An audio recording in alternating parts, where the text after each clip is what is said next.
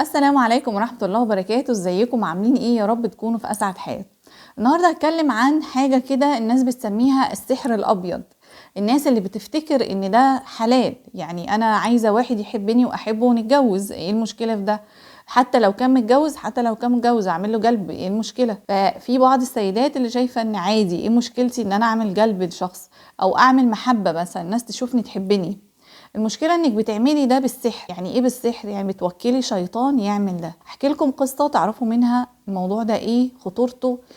طبعا الحلال والحرام بتوعه اكيد الشيوخ موضحين ده كتير جدا، لكن احنا هنتكلم بقى على ارض الواقع، الستات اللي شايفة ان الموضوع ده عادي جدا، ايه مشكلته؟ في قصة كده لواحدة، الواحدة دي كانت مغرمة بشاب جدا، بتحبه وبتعشقه. بدأت ان هي اللي تعرض عليه الحب، وبدأت ان هي تعرض عليه الجواز، لكنه رفض الارتباط بيها رفض بات. الشاب ده كانوا بيقولوا ان هو على تقوى وعلى دين وصلاح، ويبدو انه كان ليه وجهة نظر فيها وما كانش شايف انها ممكن تكون زوجة صالحة.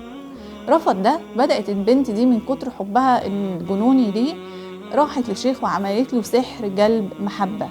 يعني عايزاه ان هو كل ما يشوفها يحبها، ومش محبة بس، محبة والكلمة اللي هكتبها لكم دي، يعني ان هو ما يبقاش قادر ابدا يبطل تفكير، مجرد ان هو يبطل تفكير فيها. هو ده معنى الكلمة اللي قلتها لكم دي، هي في دماغه ليل ونهار. وبالفعل تم عمل السحر وتم تفعيله. جه الشاب دوت في يوم ان السحر بقى بدأ يتمكن منه وكده، ان هو يشعر بشعور غريب جدا.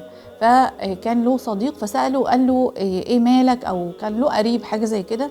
قال له مالك، في ايه؟ شايفك مش طبيعي. قال له انا مش قادر، انا عمال افكر افكار وحشة جدا في السيدات. فهو جاله التفكير اللي هي كانت عايزاه، لكن جاله هو بقى لما اتفعل السحر فيه السيدات عموما، ما جالوش فيها هي شخصيا.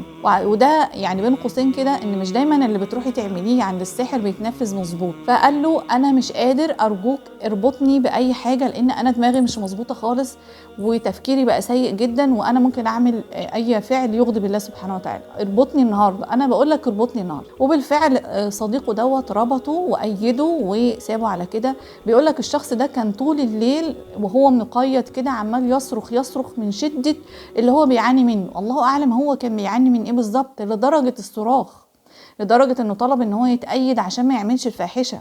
انتم متخيلين هي عملت فيه ايه؟ فبيقول لك جيت الصبح علشان اشوف الشخص دوت هي ايه اخباره، عمل ايه. لقى مات. ليه مات؟ لانك سلطتي عليه شيطان. مات لانك ما تعرفيش الشيطان ده وصلوا لمرحلة ايه. موضوع اللي هو الهياج دوت بيعمل هياج عصبي، وبيعمل ضغط عالي، وبيعمل ان هو ممكن فعلا من كتر ما هو مش قادر يحوش نفسه عن الموضوع ده، وبالطريقة دي كان حاجة قلبه ما استحملهاش، والله تعالى اعلى واعلم. او شكله كده ضغطه عالي جدا، لانه كان وصف في الربط ده بانه لونه احمر جدا وكان شكله غريب، فالظاهر ان ضغطه عالي. شفتي بقى لما انتي بعتيله شيطان علشان عايزة حاجة معينة، الشيطان دوت لما راح عمل فيه ايه؟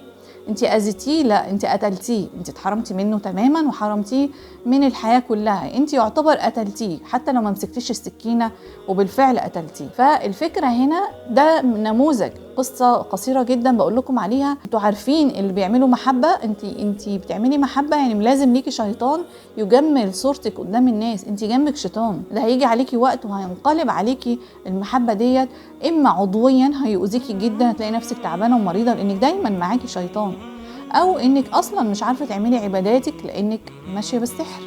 تمام. سحر المحبة وسحر الجلب، والسحر ده من اخطر الاسحار اللي يعني الناس شايفة ان هي سحر ابيض ولا مانع ان اعمل لزوجي. بمناسبة السحر للزوج، في واحدة عملت لزوجها جلب محبة. الزوج دوت بيقولك ما كانش بيعرف ينام الا هو حاطط دماغه على حجرها وعلى رجلها، حرم عليه النوم خالص، ما كانش بيعرف ينام ابدا الا وهو حاطط دماغه على حجرها. هو ده اللي انت عايزاه، انك تحرميه لذة النوم وانه دايما يفضل ملتصق بيكي. هو ده سحر المحبة. على فكرة هو هيؤذيه جسديا، ممكن جدا يظهر عليه بعض الامراض خصوصا من امراض القلب والغلطات. ممكن جدا ان هو يجي عليه وقت ولما يتعالج هيكرهك زي ما حبك. تمام. لان ده انت عملتي مكر ولازم هيتردلك.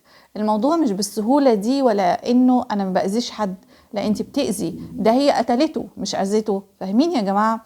السحر ده هو تسليط للشيطان، ما ينفعش اقول ما انا ما اذيتهوش، انت سلطتي شيطان. تمام؟